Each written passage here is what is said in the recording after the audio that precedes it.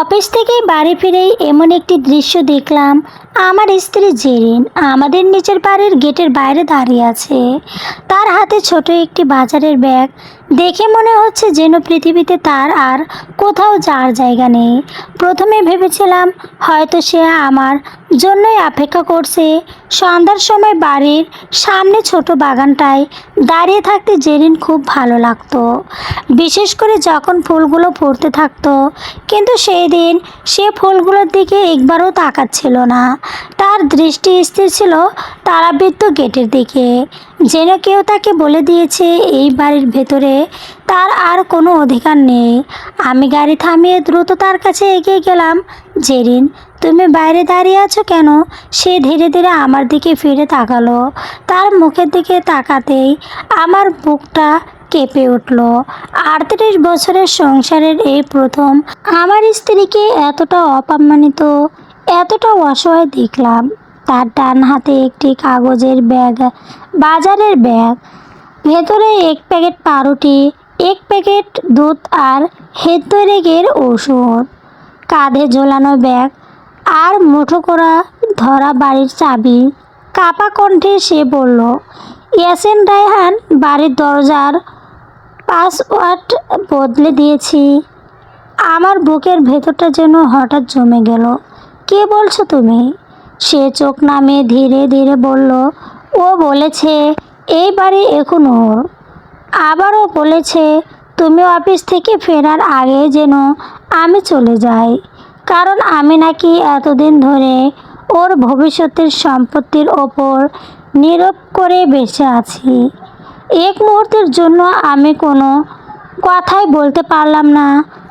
রায়হান আমাদের একমাত্র ছেলে, বয়স 32 বছর। তার স্ত্রী মেহরিন এই বাড়িতে এসে কোনো দিন এক গ্লাস পানিও নিজের হাতে রান্নাঘরে নিয়ে যায়নি। অথচ আমি আর জেরিন মারা যাওয়ার পর বাড়িটা কিভাবে সাজাবো, কোন ঘর ভেঙে নতুন করব, সেসব নিয়ে বড় বড় পরিকল্পনা করতে তার জুটি নাই। আমি গেটের ডিজিটাল লকের কাছে গিয়ে আগের পার্সেলটি চাপলাম, ভুল। আবার চাপলাম, আবারও ভুল। জেরিনের চোখ ভরে উঠল জলে। সে নিচু স্বরে বলল, রায়হান আমাকে বলেছে কোনো ঝামেলা যেন না করি। আমি আলতো করে তার হাত থেকে বাজারের ব্যাগটি নিয়ে বললাম, চলো আমার সঙ্গে। সে ভর্তি চোখ আমার দিকে তাকালো। মিস্টার ইয়াসিন, ওর সঙ্গে ঝগড়া করো না। আমি শান্ত গলায় বললাম, আমি ঝগড়া করতে যাচ্ছি না, আমি শুধু ওকে মনে করিয়ে দিতে যাচ্ছি এই পরিবারের অলস কর্তাকে।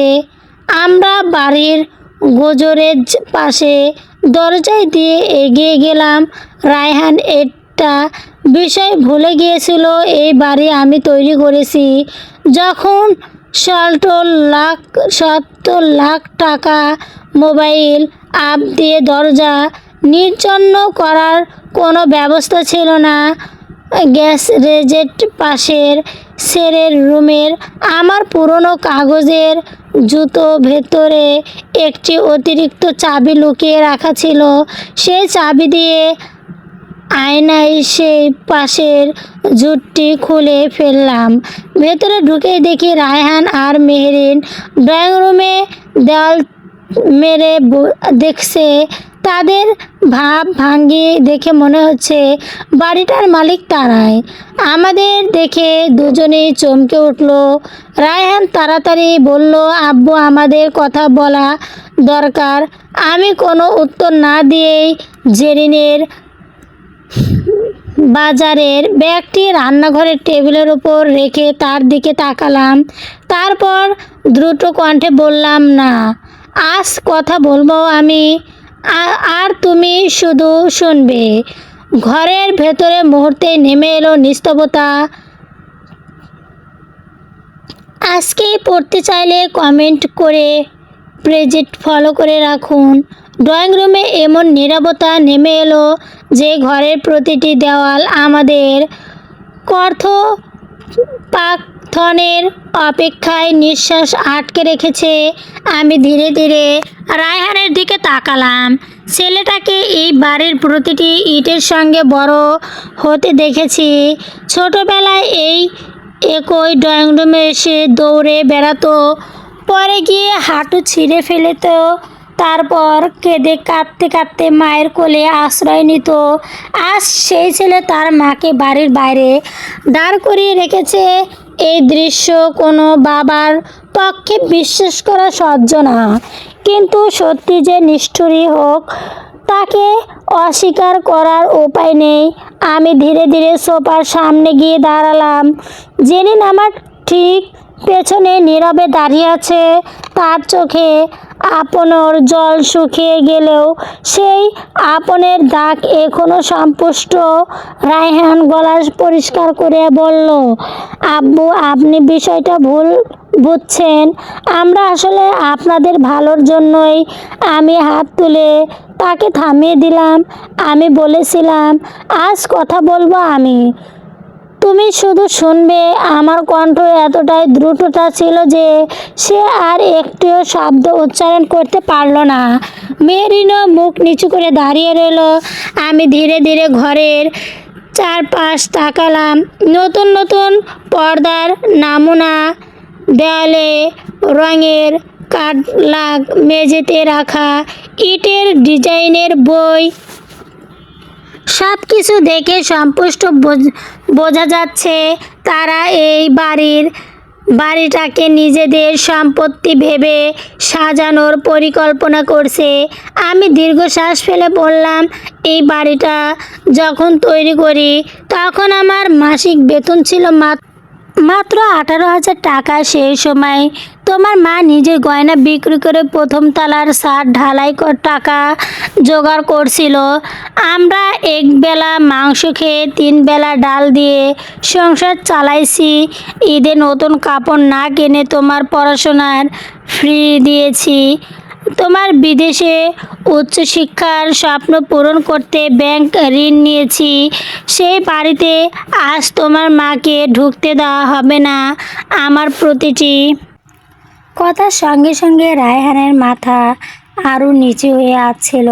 কিন্তু হঠাৎ মেহরিন মুখ তুলে বলল, আঙ্কেল, আপনি শুধু এক অপেক্ষার কথা শোনাচ্ছেন। আমরা তো কাউকে অপমান করতে চাইনি। আসলে বাড়িটা যদি আগে থেকেই আমাদের নামে করে দিতেন তাহলে অনেক ঝামেলা কমে যেত। আর কথাটা শেষ হতে না হতে আমি বিস্ময়ে তার দিকে তাকালাম। এত বড় অন্যায় করার পরেও তার কণ্ঠে বিন্দুমাত্র অনুশোচনা নেই, বরং যেন নিজের দাবিকেই স্বাভাবিক মনে করছে। আমি শান্ত গলায় বললাম, তোমার কাছে ঝামেলা মানে কি আমরা বেঁচে থাকা? সে কোনো উত্তর দিল না। জেরিন তখন ধীরে ধীরে সামনে এগিয়ে এলো। সে মেহরিনের দিকে তাকিয়ে মৃদুস্বরে বলল, মা, আমি কি কোনো দিন তোমাকে মেয়ের চেয়েও কম ভালোবেসেছি? তোমার অসুখ হলে রাত জেগে সেবা করেছি। তুমি যা খেতে চেয়েছো রান্না করে দিয়েছি। তোমার নিজের মায়ের জন্মদিনের উপহার কিনতে টাকা কম পড়লে আমি দিয়েছি। আজ আমি কি অপরাধ করেছি? কথাগুলো বলার সময় তার গলাটা কেঁপে উঠছিল, কিন্তু মেহরিনের মুখ কোনো পরিবর্তন দেখা গেল না। সে শুধু বিরক্ত স্বরে বলল, আপনি সব কিছু আবেগ দিয়ে বিচার করেন, বাস্তবতা আলাদা। আমি তখন বুঝতে পারলাম এই সামান্য শিকড় অনেক গভীরে। শুধু বাড়ির পাসওয়ার্ড বদলে দেওয়া ঘটনা, এমন একটি মানসিকতা যেখানে বাবা মা আর মানুষ নন, কেবল ভবিষ্যতের সম্পত্তির রক্ষক। আমি ধীরে ধীরে রায়হানের দিকে তাকিয়ে বললাম, আমি তোমাকে একটা প্রশ্ন করব, সত্যি করে উত্তর দেবে। এই বাড়ির পাসওয়ার্ড বদলানোর সিদ্ধান্ত তোমার নাকি অন্য কারো? রায়হান কিছু চুপ করে থেকে বলল, সিদ্ধান্তটা আমাদের দুজনের। এই উত্তর শুনে আমার বুকের ভেতরটা আরও ভারী হয়ে গেল, কারণ এতক্ষণ পর্যন্ত আমার মনে একটুখানি আশা ছিল, হয়তো ছেলেটা কারো পরে চুনাই এমন কাজ করেছে, কিন্তু সে নিজের মুখে স্বীকার করলো সিদ্ধান্তটা তাও। আমি ধীরে ধীরে মাথা নাড়ালাম, তারপর বললাম, তাহলে আজ তোমাকে আরেকটা সত্যি জানিয়ে দেই। রায়হান বিস্ময়ে চোখ আমার দিকে তাকালো। আমি শান্তভাবে বললাম, তুমি যে বাড়িটাকে নিজের সম্পত্তি ভেবে কল্পনা করেছো, এই বাড়ি এখানে পুরোপুরি আমারও নয়। সে অবাক হয়ে বলল, মানে? আমি সোফার পাশে রাখা আলমারির দিকে তাকিয়ে এগিয়ে গেলাম। বহু বছর ধরে সেখানে কিছু গুরুত্বপূর্ণ নিথিল রাখা আছে। একটি ফাইলে বের করে টেবিলের ওপর রাখলাম, তারপরে বললাম, এই কাগজগুলো দেখার অধিকার তোমার তখনই পাবে যখন মানুষ হিসাবে বাবা মাকে সম্মান করার যোগ্যতা অর্জন করবে। সম্পত্তির লোভ নয়। ঘরের বাতাস যেন আরই ভারী হয়ে উঠল। বাইরে তখন মাগরিবের আজান ভেসে আসছে। সেই সুরে মাঝে কেউ একটি শব্দ উচ্চারণ করলো না। আমি জেরিনের দিকে তাকিয়ে বললাম, চলো আগে তুমি ওষুধ খেয়ে নাও, সারাদিন না খেয়ে আছো। জেরিন নিঃশব্দে মাথা নাড়ালো। সে রান্নাঘরে ঢুকলো, দিকে চলে গেল। রায়হান তখন হঠাৎ বাড়ি থেকে বের করে দেন। আমি তার দিকে তাকিয়ে ধীরে ধীরে বললাম, আজ আমি কোনো সিদ্ধান্ত নেব না, কারণ রাগের মাথায় নেওয়া সিদ্ধান্ত সব সময় সঠিক হয় না।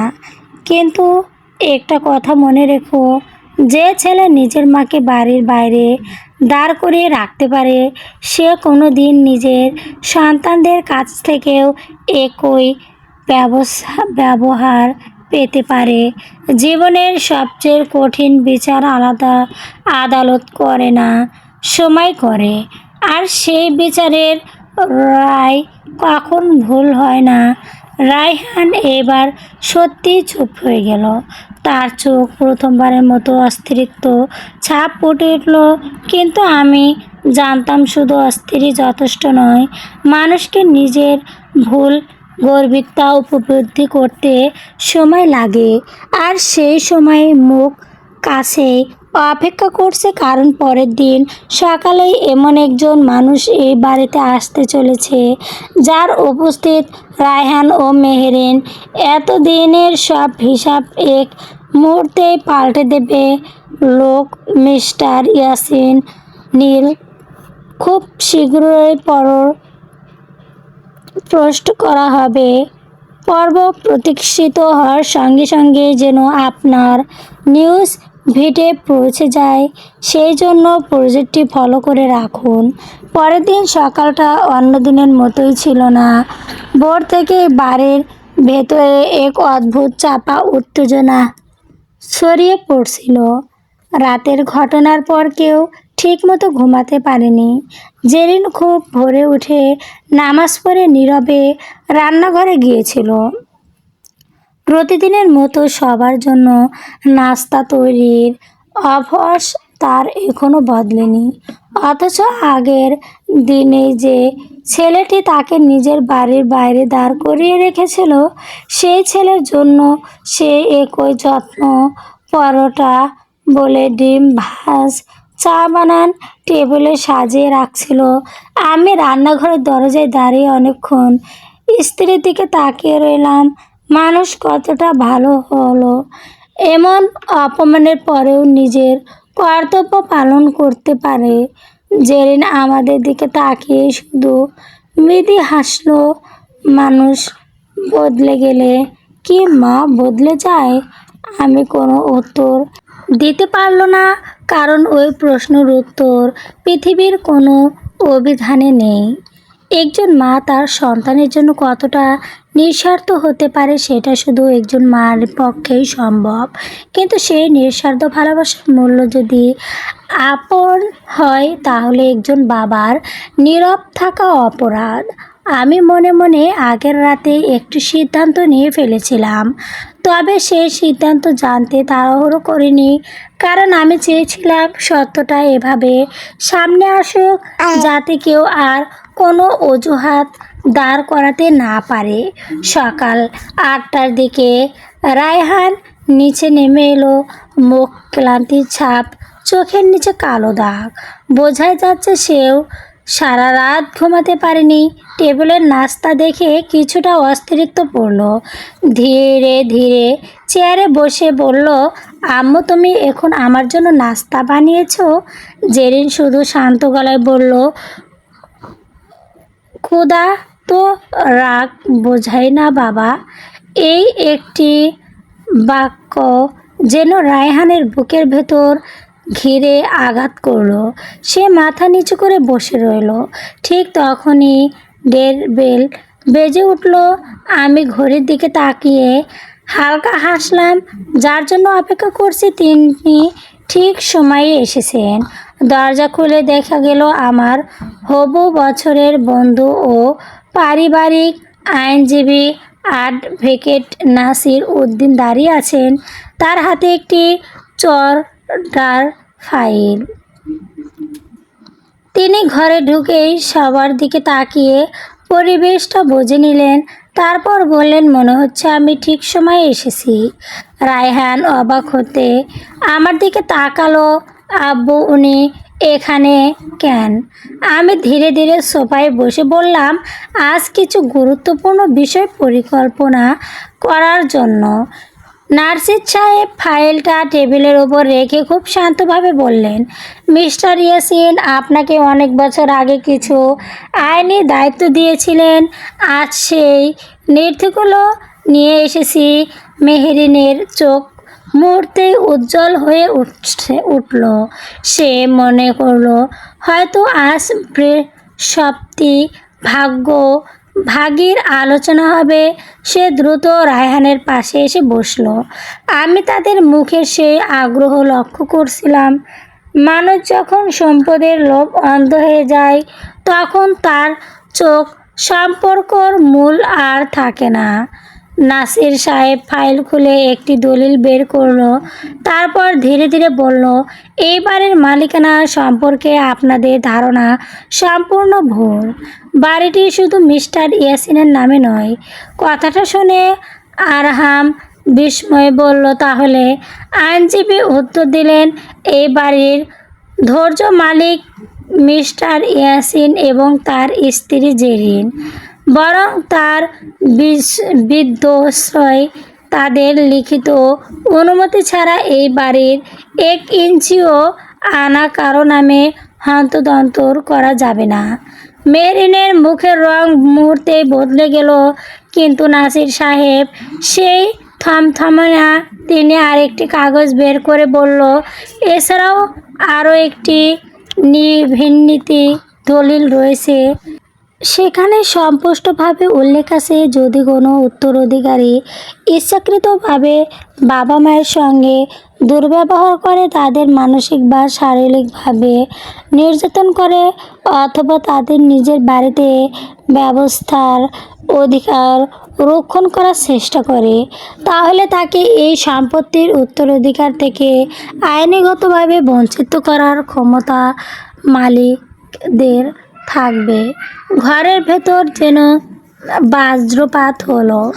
রায়হান হঠাৎ উঠে দাঁড়িয়ে বলল, আব্বু তুমি এমন সতর্ক রয়েছ? আমি শান্ত গলায় বললাম, হ্যাঁ, কারণ আমি বাড়ি বানিয়েছি পরিবারের জন্য, লোভীদের জন্য নয়। খুব শীঘ্রই পরিবর্তন পোস্ট করা হবে। পর্ব প্রকাশিত হওয়ার সঙ্গে সঙ্গে যেন আপনার নিউজ ভিটে পৌঁছে যায়, সেই জন্য প্রজেক্টটি ফলো করে রাখুন। রায়হানের মুখে থেকে যে সমস্ত রক্ত সরে গেল। সে কিছুক্ষণ স্থির হয়ে দাঁড়িয়ে রইল। তার চোখে এখনও আমার দিকে, এখনও আইনজীবী নাসির সাহেবের দিকে ঘুরে বেড়াচ্ছে। এতদিন ধরে যে বাড়িটাকে সে নিজের ভবিষ্যৎ সম্পত্তি ভেবে নিয়েছিল, মুহূর্তের মধ্যে সেই ধারণা ভিত নেড়ে গেছে। মেহিও নির্বাক, তার চোখোচোখি সন্তুষ্ট আতঙ্ক। সে হয়তো প্রথমবার বুঝতে পারলো শুরু কাজের কলমে হিসাব করলে একটি সাংমালিক হওয়া যায় না। সেই অধিকার অর্জন করতে হয় সম্মান, দায়িত্ব আর ভালোবাসা দিয়ে। আমি ধীরে ধীরে উঠে দাঁড়ালাম। আমার কণ্ঠে কোনো রাগ ছিল না, কিন্তু প্রতিটি শব্দ ছিল দ্রুত। রায়হান, তুমি জানো আমি জীবনে কখনো তোমার কাছে কিছুই চাইনি। ছোটবেলায় তুমি যা চেয়েছো সাধারণভাবেই গিয়ে দেওয়ার চেষ্টা করেছি। তুমি যখন বিদেশে পড়ে যেত চেয়েছিলে আমি নিজের শহরের জন্য জমিয়ে রাখা সঞ্চয় ভেঙে দিয়েছিলাম। তুমি যখন ব্যবসা শুরু করতে চেয়েছিলে ব্যাংক থেকে ঋণ নিয়ে তোমার হাতে টাকা তুলে দিয়েছিলাম। কোনো দিন হিসাব চাইনি, কারণ আমি বাবা ছিলাম, ব্যবসায়ী নয়। কিন্তু আজ আমি তোমার কাছে শুধু একটি প্রশ্নের উত্তর চাই। তোমার মা এমন কি অপরাধ করেছিল যার জন্য তাকে নিজের বাড়ির বাইরে দাঁড় থাকতে হলো? রায়হান ঠোঁট কামড়ে মাথা নিচু করে রইল। অনেকক্ষণ পর ধীরে ধীরে বলল, আব্বু, আমি ভুল করেছি, কিন্তু বিষয়টা এত দূর গড়বে ভাবিনি। তার কণ্ঠে অনুশোচনা ছিল, কিন্তু আমি বুঝতে পারছিলাম সেই অনুশোচনার মধ্যে ভয়ের অংশও কম। মানুষ যখন নিজের ক্ষতির সম্ভাবনা দেখে তখন অনেক সময় অনুতপ্ত হয়ে ওঠে, কিন্তু সত্যিকারের অনুতপ্ত তখনই হয় যখন নিজের ভুলের জন্য অন্যায় কষ্ট উপলব্ধি করা যায়। জেরিন এতক্ষণ চুপচাপ দাঁড়িয়েছিল। সে এগিয়ে এসে আমার হাত আলতো করে চেপে ধরল। আমি বুঝলাম সে চায় না পরিস্থিতি আরও খারাপ হোক। তার চোখে জল, কিন্তু সেই জলের মধ্যেও সন্তানের জন্য মায়া লুকিয়ে আছে। সে বিন্দু স্বরে বলল, ইয়াসিন, ওদের আর কিছু বলো না। ওরা যদি নিজের ভুল বোঝে থাকে সেই অনেক। আমি স্ত্রীর দিকে তাকিয়ে মৃদু হাসলাম। এটাই জেরিন, নিজের অপমান ভুলে গিয়ে সন্তানের জন্য ক্ষমা দরজা খোলা রাখো। নাসির সাহেব ফাইল বন্ধ করে ধীরে ধীরে বলল, আমি একজন আইনজীবী হিসাবে অনেক পরিবার ভাঙতে দেখেছি, অধিকাংশ ক্ষেত্রে কারণ একটাই, সম্পত্তির লোভ। কিন্তু আজ আমি আরেকটা কথা বলতে চাই। আইনভাবে চোখের সম্পত্তি ভাগ করা যায়, কিন্তু বাবা মায়ের আশীর্বাদ ভাগ করা যায় না। যে সন্তান সেই আশীর্বাদ হারায় সেই জীবনে অনেক কিছু পেলেও কৃত্য অর্থ কোনো জিত হয় না। ঘরের ভেতর আবার নীরবতা নেমে এলো। বাইরে তখন হালকা বৃষ্টি শুরু হচ্ছে। জানালার কাছ বেয়ে বৃষ্টির ফোঁটা গড়িয়ে পড়ছে। সেই শব্দের মাঝেই হঠাৎ রায়হান উঠে এসে জেরিনের সামনে হাঁটু গেড়ে বসে পড়ল। তার চোখে ভিজে গিয়েছে। কাঁপা কণ্ঠে বলল, আম্মু, আমাকে ক্ষমা করে দাও। আমি জানি আমি যা করেছি তার ক্ষমা হবে না, তবু যদি পারো। বাকিটুকু সে বলতে পারল না। কান্নায় তার গলা আটকে গেল। জেরিন একে মুহূর্তেও দেরি করল না। সে ছেলের মাথায় হাত রেখে বলল, মা হয়ে সন্তানকে অভিশাপ দেওয়া যায় না বাবা, কিন্তু মনে রেখো, মানুষের সবচেয়ে বড় সম্পদ বাড়ি নয়, টাকা নয়, তার বাবা মা। এই কথাটা যেন কোনো দিন আর ভুলো না। যাও। মেরিন এতক্ষণে কোনো কারণে দাঁড়িয়ে সব কিছু দেখছিল। তার মুখে আর আগের সে আত্মবিশ্বাসী নেই। ধীরে ধীরে সে এগিয়ে এসে জেরিনের পায়ে হাত রাখলো। চোখের জল মুছতে মুছতে বলল, আব্বু, আম্মু, আমাকে ক্ষমা করে দিও। আমি অনেক ভুল করেছি। আমি ভেবেছি সংসার মানে শুধু নিজের ভবিষ্যতের চিন্তা করা, কিন্তু আজ বুঝলাম শিকার কেড়ে দিয়ে কোনো গাছ বাঁচা না। আমি কিভাবে তাদের দুজনের দিকে তাকালাম। মানুষ জীবনের দ্বিতীয় সুযোগ খুবই কমই আসে, কিন্তু পরিবারের এমন একটি জায়গা যেখানে সত্যিকারের অনুশোচনা থাকলেও সম্পর্ক আবারও নতুন গড়ে তোলা যায়। আমি ধীরে ধীরে বললাম, ক্ষমা চা সহজ নয়, আমার ক্ষমা করার সাহস নাই। আজ তোমাদের কথা শুনে মনে হচ্ছে হয়তো তোমরা সত্যিই নিজের ভুল বুঝতে শুরু করেছো, কিন্তু মনে রেখো, বিশ্বাস ভাঙতে এক মুহূর্ত লাগে না, আর সেই বিশ্বাস ফিরিয়ে আনতে কখনো কখনো অনেক বছর লেগে যায়। রায়হান মাথা নাড়ালো। সে উঠে দাঁড়িয়ে পকেট থেকে মোবাইল বের করলো। সবার সামনেই ম্যাস্ট লকের অ্যাপ খুলে আগের সব পাসওয়ার্ড মুছে দিল। তারপর নতুন একটি পাসওয়ার্ড সেট করে ফোনটা আমার হাতের দিকে বলল, আব্বু, আজ থেকে এই বাড়ির কোনো দরজা আপনাদের অনুমতি ছাড়া আর কখনো বন্ধ হবে না। আমি ফোনটা হাতে নিয়ে কিছুক্ষণ চুপ করে রইলাম। মনে হচ্ছিল এই ছোট কাজের মধ্যেই ছেলেটা নিজের ভুল স্বীকার করার চেষ্টা করছে, কিন্তু আমার মনে তখন একটা প্রশ্ন ঘুরছিল, এই পরিবর্তে কি স্থির হবে নাকি শুধু পরিস্থিতির চাপে তৈরি হয়ে মানসিক অনুশোচনা? সে উত্তরে সময় দেবে। ঠিক তখনই আমার মোবাইল ফোন বেজে উঠল। স্ক্রিনে একটি পরিচিত নাম ভেসে উঠল। ফোনটা ধরতে ওপাশ থেকে গভীর কণ্ঠে একজন বললেন, মিস্টার ইয়াসিন, আমি আপনার পাঠানো কাগজপত্রগুলো দেখেছি। আপনার সিদ্ধান্ত কার্য করতে চাইলে আজ বিকালের মধ্যে আমাদের অফিসে আসতে হবে। আমি শান্তভাবে উত্তর দিলাম, আমি সময় মতো পৌঁছে যাব। ফোন কেটে যাওয়ার পর রায়হান কৌতূহলী চোখে আমার দিকে তাকালো। সে জানে না গত কয়েক মাস ধরে আমি আর একটি গুরুত্বপূর্ণ সিদ্ধান্ত প্রতিটি নিয়েছিলাম, এমন একটি সিদ্ধান্ত যা শুধু এই বাড়ির ভবিষ্যৎ নয়, আমাদের পুরো পরিবারের ভাগ্যই বদলে দিতে পারে। চলবে। গল্পটি অনেক সুন্দর। যদি ভালো লেগে থাকে দয়া করে চ্যানেলটাকে অবশ্যই সাবস্ক্রাইব করবেন প্লিজ।